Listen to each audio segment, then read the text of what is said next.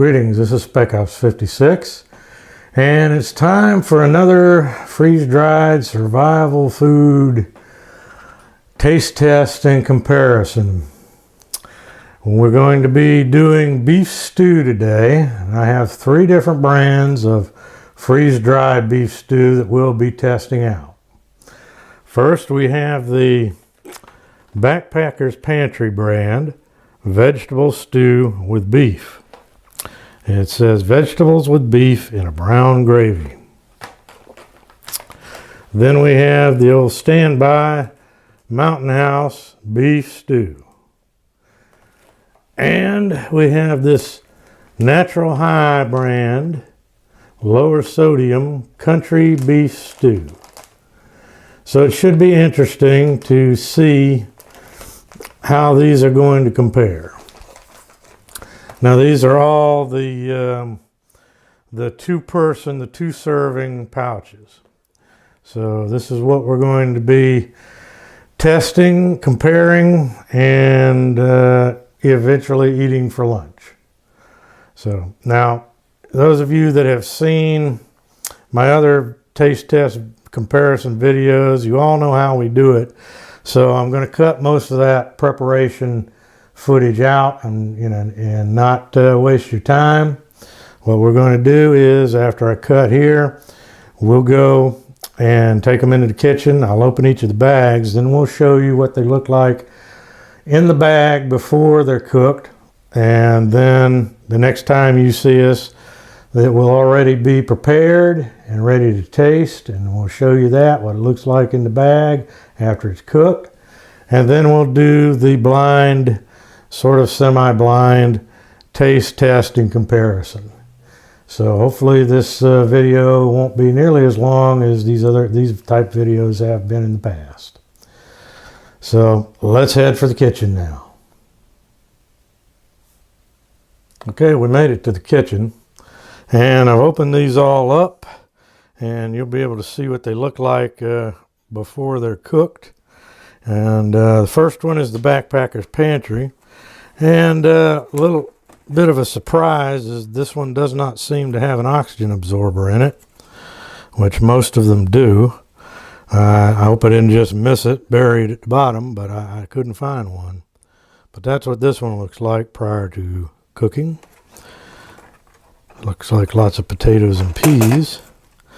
Now the next one is the Mountain House, and this one definitely had an oxygen absorber in it. And you look at this one, and even before cooking, this one looks an awful lot like beef stew. So I've never been disappointed with Mountain House products. So, but we did get a big surprise with the Natural High country beef stew, it says. Well, you open it up, and it did have an oxygen absorber, but it also had this. And apparently this is mashed potatoes. And if you look, what's left in the bag, that doesn't look much like beef stew to me. And looks more like gravy, and it's not very much of it. So you're supposed to cook this and that separately, and this in a separate container. And then you're supposed to pour this on top of the mashed potatoes. Well, I'm not going to do that, because this is supposed to be a beef stew versus beef stew. So I'm only going to do this part. Maybe that's not fair, but I don't think it'd be fair to introduce mashed potatoes into a strictly stew versus stew taste comparison. So there's not going to be a lot left of a lot of this compared to how much there'll be on that, but we will see what we will see. So after we've got it all cooked up, we'll come back. Okay, they've all been sitting in the boiling water the specified amount of time for each of them. In the case of the Natural High, because it came with the packet of the mashed potatoes, the mashed potatoes were supposed to be done with 1 3/4 cup of boiling water in a separate container, but we're not doing that. So that left 1 cup of water, to do the beef stew inside that was supposed to be left for, what was it, 12 to 15 minutes. We left it in for 15. And after I give it a stir, I'll show you what it looks like in here.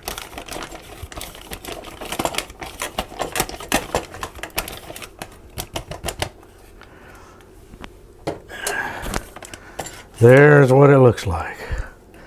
Very soupy, but we'll see how it is. Okay, next we have the Mountain House. The Mountain House took 2 cups of boiling water and 9 minutes, 8 to 9 minutes. We left it for 9 minutes. And it's definitely thickened up. And this one definitely looks like what you'd expect beef stew to look like, which for Mountain House is no surprise. Okay, now we'll move on to the Backpacker's Pantry. The Backpacker's Pantry took 2.5 cups of water for 13 minutes.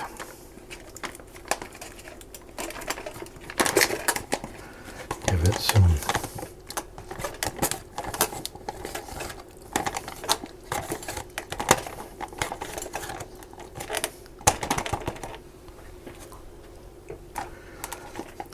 and that's what it looks like. A much lighter color of the gravy. It almost looks more like a thick vegetable soup than a stew, but we'll see how they all taste. We'll be right back for the blind taste test. Okay, we're back for the blind taste test. Although it's more semi-blind because of the complete difference in the way these things look and the textures and all, it's not hard to figure out which one's which, but we're still going to do the best blind taste test that we can. So let's get started. First is cup A for my wife, the Invisible Woman. Hang on. Cup A for John, and cup A for me. Okay, now everybody taste it, and then I'll ask you each in turn for your impressions on it and what you think.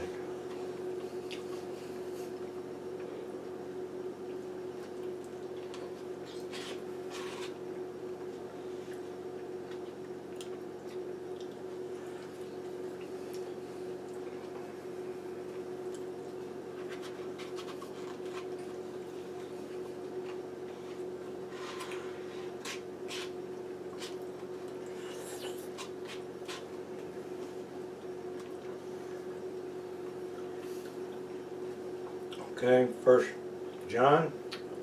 Well, for one thing, it could stand a little more salt. And the peas are not done. The meat tastes okay. Look like the little diced potatoes. They're not bad. That's all I have to say about this one. Okay, the overall flavor? It's just not there. Not quite. Okay. All right, wife? It is a little bland, but overall, it's okay. Okay. Well, I'm kind of in agreement. It is somewhat bland, but then I expect a lot of these to be, if they're not overly salted, then they're usually fairly bland because they expect you to put your own seasonings in it. If you were to put your own seasonings in it, it would be greatly improved. You probably won't be able to see it. The little chunks of meat are just that little, look like kibbles and bits. The potatoes are not bad, but like you said, some of the stuff seems a little undercooked, and you know, this is something that if I was hungry, I'd be really glad to have, and it could be easily improved. But certainly not not what I would call gourmet food. All right, now we'll go to the next one. And I'm pretty sure I already know the reaction to the next one. All right. Okay, we have, let's see, okay, we have B. Use your same spoon. B.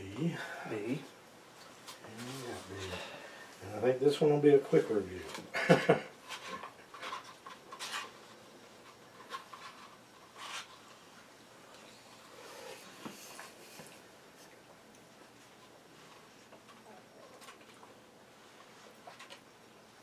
Okay, John. Tastes better than the other one. I can taste the meat. It's a pretty good gravy. I like this one, and the veggies are done. Wifey. It's not as bland as the other one.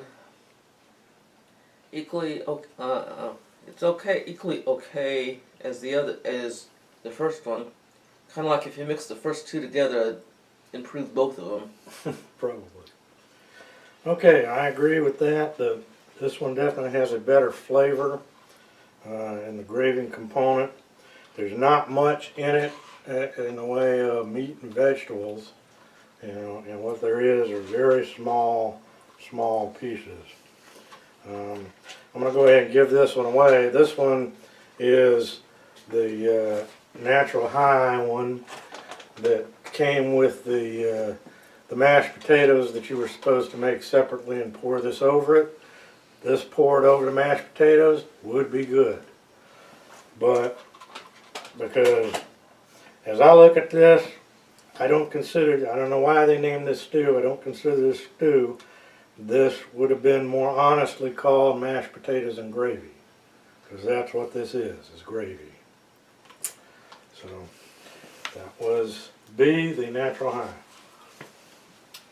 So now we'll go with the last one, which is C. All right.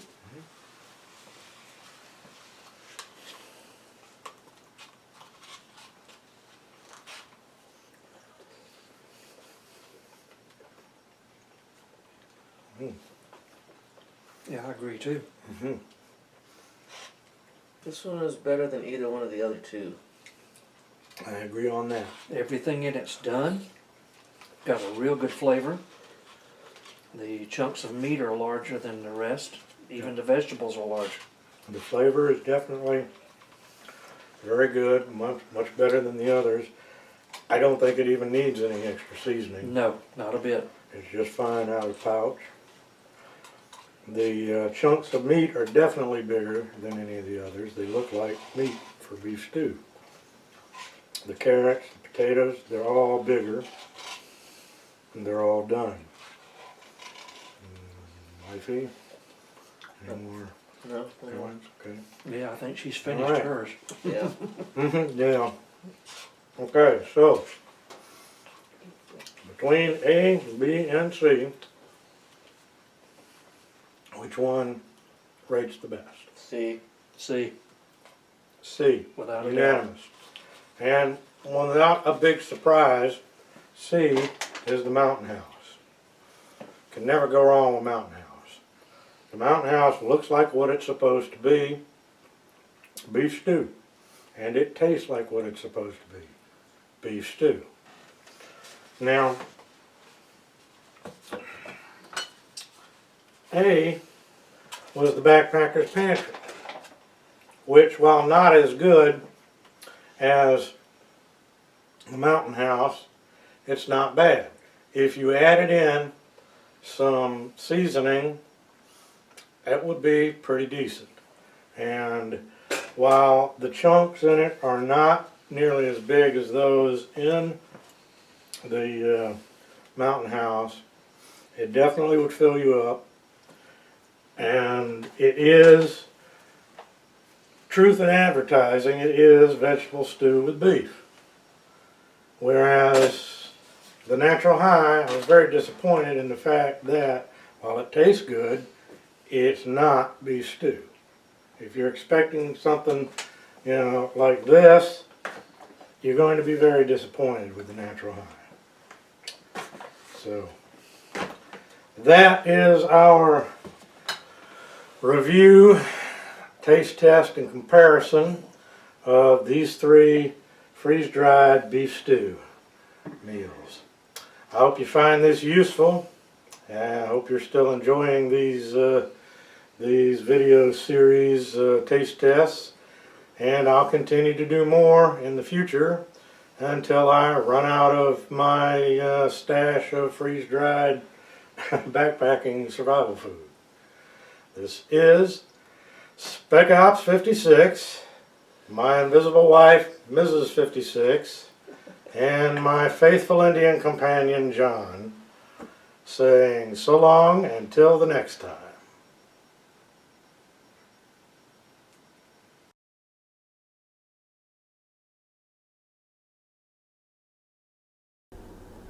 But wait, there's more. You don't get just 3 beef stew taste tests and reviews. If you act now, you get this bonus dessert review. Backpacker's Pantry Hot Apple Cobbler. We'll be right back. Yeah, we decided to do this apple cobbler for dessert and test it out, see how it's going to be. I haven't done any of these freeze-dried desserts yet. So we open this up and we find this separate pouch, and we find the oxygen absorber, and then this. I guess that's mostly the apples and whatever the cobbler stuff is. And I'll have to read the directions to find out what we're supposed to do. It says remove and discard the oxygen absorber before beginning the food preparation. Remove the cobbler mix packet, which must be this, and set aside. Add the apples and sauce to 1 cup of water. Stir. Bring to a boil. Well, apparently you don't fix this one in the pouch. That's kind of disappointing for something that's supposed to be a backpacking food. Well, it says bring to a boil, reduce the heat, cook for 5 minutes. Stir occasionally. Add 3 tablespoons of water to the cobbler mix. Stir until smooth. Spread the cobbler mix over the apples. Cover and cook over low heat for 10 minutes. Well, who the hell wants to do all this when you're on a backpacking trip? Holy cow. Well, you know what I'm going to do? I'm not going to follow the directions. I think I'm going to do this the way I would do it if I were actually backpacking and not bringing along non-stick pans and, a whole kitchen full of utensils and pans. So I think I'm going to see how well we can fix this right in the pouch. So let me get on to that. And when I've got it done, we'll see how it turns out. Well, we're done cooking this. And I did not follow the directions because the directions were kind of ridiculous. If this is something that you're going to be taking in a backpack, in a get-home bag, something like that, you're not going to be bringing a whole kitchen's worth of non-stick pans and utensils and this and that and the other, and have time to do all this, cook it in this and move it to that. So I did it GI style, the way I would do it if out in the field. And it may not be exactly the way it's supposed to be, but I expect it'll taste fine just anyway. What I did is I took the bag of powder, cobbler powder out. I poured in 1 cup of boiling water, closed it up, and let it sit for 10 minutes.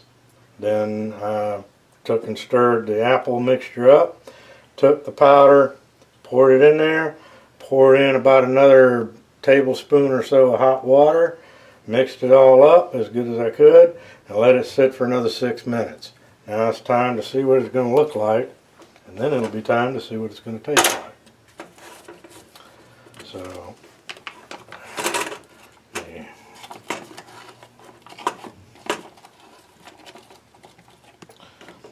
Okay, this is what it looks like. So, more of a apple cobbler pudding maybe, but I bet it'll taste just fine.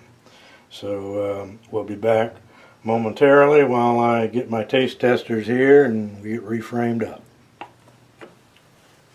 Okay, time for the bonus taste test of this Backpacker's Pantry apple cobbler. And one for the Invisible Woman, one for John, and one for me. Let's take a taste. Smells good. It sure does. It smells like apple cobbler.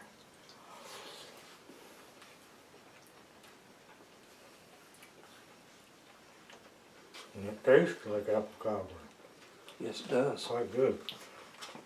I don't know if it was ever gonna have like a cobbler crust even fixed by the directions. It doesn't seem to me like it would. Unless you had to bake the crust part or something. But Yeah.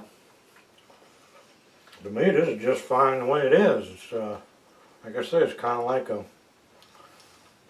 It was just as apple cobbler. It just doesn't have that baked crust that you find on apple cobbler, but it has every bit of flavor of an apple cobbler. I agree on that. The apples rehydrated perfectly.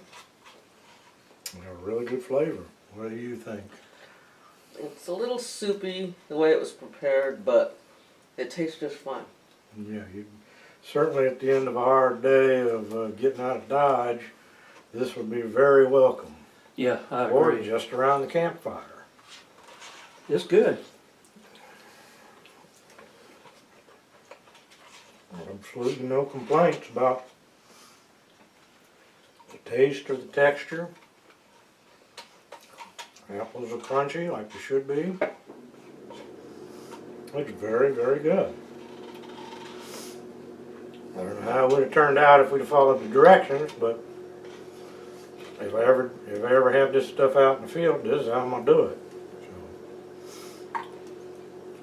So, if somebody else wants to get one of these and do a review video on it, following the actual directions on it, and I'd love to see that and see how it looks and ends up looking and tasting. So this was your bonus taste test and review, and now we really are going to get out of here. So from Spec Ops 56, the Invisible Woman, and my faithful Indian companion John, this time we really are out of here. Over and out.